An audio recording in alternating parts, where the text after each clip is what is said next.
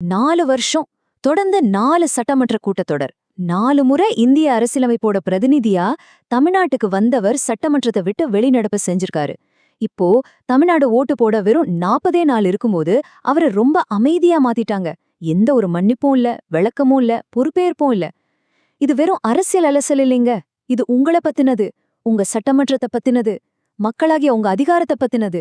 4 இந்த ஒரு நம்பர் தான் இந்த முழு கதைக்குமே மையம். 4 வருஷமா நீடிச்ச ஒரு அரசியல் மோதல், தமிழ்நாட்டோட ஜனநாயக கோயில்னு சொல்லப்படுற சட்டமன்றத்திலிருந்து ஆளுநர் ஆர்.என். ரவி செஞ்ச 4 வெளிநடப்புகள். இது ஏதோ தற்செயலா நடந்த விஷயம் இல்ல, ஒரு திட்டமிட்ட தொடர் நிகழ்வு. இதுதாங்க நாம இன்னைக்கு பதில் தேட போற முக்கியமான கேள்வி. இத்தனை வருஷமா தொடர்ந்து நடந்த ஒரு மோதல் கரெக்டா எலெக்ஷன் வர நேரத்துல திடீர்னு முடிவுக்கு வந்ததோட மர்மம் என்ன? சரி, வாங்க இத பத்தி இன்னும் ஆழமா பார்க்கலாம். இந்த மர்மத்தை அவிழ்க்கணும்னா முதல்ல நம்ம ஆளுநர் பதவியோட அரசியலமைப்பு பங்கு என்னன்னு புரிஞ்சுக்கணும். அதாவது ரூல்ஸ் படி இந்த ஆட்டம் எப்படி ஆடப்பட்டிருக்கணும். பாருங்க, நம்ம கான்ஸ்டிடியூஷன் படி ஆளுநருங்கிறவரு மக்களால் தேர்ந்தெடுக்கப்பட்டவர் கிடையாது. அவரு சென்ட்ரல் கவர்மெண்டால நியமிக்கப்படுறவர். அவரோட முக்கியமான வேலை மாநில சட்டமன்றத்தோட செயல்பாடுகளை உறுதி செய்யறதும் அரசியலமைப்பை பாதுகாக்கிறதும் தான். ஒரு கிரிக்கெட் அம்பையர் மாதிரி அவர் ஆட்டத்துல ரூல்ஸ் மீறாம பாத்துக்கணுமே தவிர அவரே ஒரு பிளேயரா பேட்டை தூக்கிட்டு களத்துல இறங்கக்கூடாது. அவருக்குன்னு தனியா கொள்கைகளை உருவாக்க எந்த அதிகாரமும் இல்ல. ஆனா தமிழ்நாட்டுல கடந்த 4 வருஷத்துல என்னதான் நடந்துச்சு? இந்த டைம் லைனை கொஞ்சம் பாருங்க. சட்டமன்றம் பாஸ் பண்ண மசோதாக்கள் எல்லாம் கையெழுத்து போடாம அப்படியே கடப்புல போடப்பட்டுச்சு. யூனிவர்சிட்டி வைஸ் சான்சலர் நியமனங்கள்ல நடந்த மோதல்களால உயர்கல்வித்துறையே ஒரு மாதிரி ஸ்தம்பிச்சு போச்சு. இன்னொரு பக்கம் சனாதன தர்மம், நீட் தேர்வு மாதிரி விஷயங்கள்ல ஆளுநர் கொடுத்த பொது அறிக்கைகள் ஒரு அரசியலமைப்பு பதவியில சித்தாந்தத்தை நேரடியாவே புகுத்துச்சு. இத அரசியலமைப்பு வகுத்த பங்குக்கு நேரெதிரா இருந்துச்சு. இந்த மாதிரி ஒரு சூழ்நிலையில தான் உச்ச நீதிமன்றம் உள்ள வருது. அவங்க ஒரு வரலாற்று சிறப்பு மிக்க தீர்ப்பு கொடுத்தாங்க. ஆளுநர்கள் நினைச்சா ஒரு மசோதாவை காலவரையின்றி அப்படியே ஹோல்ட்ல வைக்க முடியாதுன்னு தெளிவா சொல்லிட்டாங்க. இது வெறும் சட்ட ரீதியான தீர்ப்பு இல்ல. தமிழ்நாட்டுல நடந்ததெல்லாம் அரசியலமைப்புக்கு எதிரானதுன்னு நாட்டோட மிக உயர்ந்த நீதிமன்றமே சொன்ன மாதிரி தான் இது. அதனால நாம புரிஞ்சுக்க வேண்டிய முக்கியமான விஷயம் என்னன்னா, இது 2 கட்சிகளுக்கு நடுவுல நடந்த சண்டை கிடையாது. மக்களால் தேர்ந்தெடுக்கப்பட்ட ஒரு முழு சட்டமன்றத்தோட அதிகாரத்தை நியமிக்கப்பட்ட ஒரே ஒரு நபர் தடுத்து நிறுத்த பார்த்தாரு. இதுதான் இங்க நடந்த உண்மையான பிரச்சனை. சரி, இப்போ நாம மறுபடியும் அதே கேள்விக்கு வருவோம்.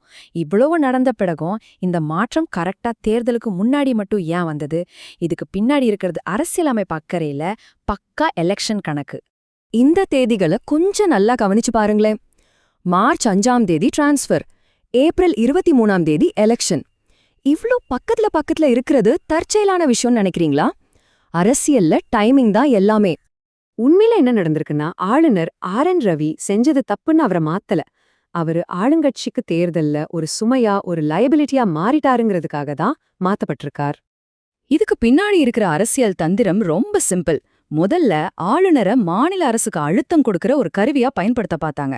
ஆனா போக போக இந்த மோதல்கள் அதிகமாகி அது டெல்லி தமிழ்நாட்டோட உரிமைகளை பறிக்குதுங்கிற ஒரு உணர்வை மக்கள் கிட்ட ஏற்படுத்துச்சு. இதனால என்ன ஆச்சு? இது ஆளும் திமுகவுக்கு ஒரு பெரிய பிரச்சார ஆயுதமா மாறிடுச்சு.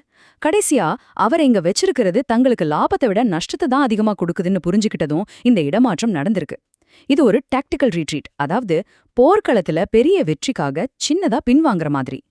இந்த விஷயத்த நம்ம வெறும் தமிழ்நாட்டோட பிரச்சனையா மட்டும் சுருக்கி பார்க்கவே முடியாது. இது ஒட்டுமொத்த இந்திய கூட்டாட்சி தத்துவத்துக்கே வைக்கப்பட்ட ஒரு முக்கியமான டெஸ்ட். ஆமாங்க, தமிழ்நாட்டுல நடந்தது சென்ட்ரல் கவர்மெண்ட்டுக்கும் ஸ்டேட் கவர்மெண்ட்டுக்கும் இடையிலான உறவோட எல்லைய சோதிச்சு பார்க்கற ஒரு களமாவே இருந்துச்சு. ஒரு மாநிலத்தோட உரிமைகளை மத்திய அரசு எந்த அளவுக்கு கட்டுப்படுத்த முடியும்னு நேரடியா செஞ்சு பார்த்த டெஸ்ட் இது. இங்க நாம எஸ்.ஆர். பொம்மை வழக்க கண்டிப்பா ஞாபகப்படுத்தணும். 1990களுக்கு முன்னாடி வரைக்கும் சென்ட்ரல் கவர்மெண்ட் நினைச்சா தனக்கு பிடிக்காத மாநில அரசாங்கத்தை எந்த காரணமும் சொல்லாம ஈஸியா கலைச்சிட முடியும். ஆனா 1994ல உச்சநீதிமன்றம் கொடுத்த அந்த தீர்ப்பு அந்த அதிகாரத்தை கட்டுப்படுத்துச்சு. அது இந்திய கூட்டாட்சி தத்துவத்தோட ஒரு முக்கியமான திருப்பு முனை. அதே மாதிரி இன்னைக்கு ஆளுநரோட அதிகார அத்துமீறல்களுக்கு எதிரா தமிழ்நாடு நடத்தின இந்த போராட்டம் நம்ம தலைமுறையோட ஒரு பொம்மை தருணமா கூட இருக்கலாம். இது ஒரு மாநிலத்தோட வெற்றி மட்டும் இல்ல, கூட்டாட்சியோட வெற்றி. சரி, எல்லாத்தையும் பார்த்துட்டோம். கடைசியா இந்த 4 வருஷ சம்பவங்கள்ல இருந்து ஒரு வோட்டரா நீங்க கத்துக்க வேண்டிய பாடங்கள் என்ன? இதுதான் ரொம்ப ரொம்ப முக்கியம். இந்த 5 பாடங்களையும் நல்லா ஞாபகம் வச்சுக்கோங்க. விஷயம், நீங்க தேர்ந்தெடுத்த சட்டமன்றம் தான் உங்க இறையாண்மையோட சின்னம். நியமிக்கப்பட்ட ஒரு ஆளுநராத அதை மீற முடியாது. 2வது, கரெக்டா தேர்தல் நேரத்துல வர மாற்றம் ஒரு தற்காலிக அட்ஜஸ்ட்மெண்ட் தானே தவிர நிரந்தர தீர்வு இல்ல. 3வது, கூட்டாட்சிக்கான இந்த போராட்டம் தமிழ்நாட்டை மட்டும் இல்ல, எல்லா மாநிலங்களையும் பலப்படுத்தும். 4வது, உங்க வாக்குதான் ஜனநாயகத்தோட மிகப்பெரிய ஆயுதம். கடைசியா, உணர்ச்சிகளுக்கு முக்கியத்துவம் கொடுக்காம அரசியலமைப்பு நிறுவனங்களை பாதுகாக்கிற தலைவர்களை தேர்ந்தெடுக்கிறது உங்க கடமை. இதுதாங்க ஜனநாயகத்தோட உண்மையான சக்தி. பல வருஷமா சட்ட போராட்டத்தாலையும் அரசியல் எதிர்ப்பாலையும் சாதிக்க முடியாத ஒரு விஷயத்த தேர்தல் வரப்போகுதுன்ற ஒரே ஒரு உண்மை சாதிச்சு காட்டிருக்கு. உங்க ஓட்டுக்கு எவ்ளோ வலிமை இருக்குன்னு இது காட்டுது. ஆளுநரை மாத்திட்டாங்க, சரி. ஆனா அடிப்படை கேள்விகள் இன்னும் அப்படியேதான் இருக்கு. இப்போ சாய்ஸ் உங்க கையில. நீங்க ஓட்டு போட்டு தேர்ந்தெடுக்க போற அரசாங்கம் மாநில உரிமைகளை எப்படி பாதுகாக்கும்? அரசியலமைப்பு நிறுவனங்களை மதிக்குமா? நல்லா யோசிங்க. உங்க அதிகாரத்தை சரியா பயன்படுத்துங்க.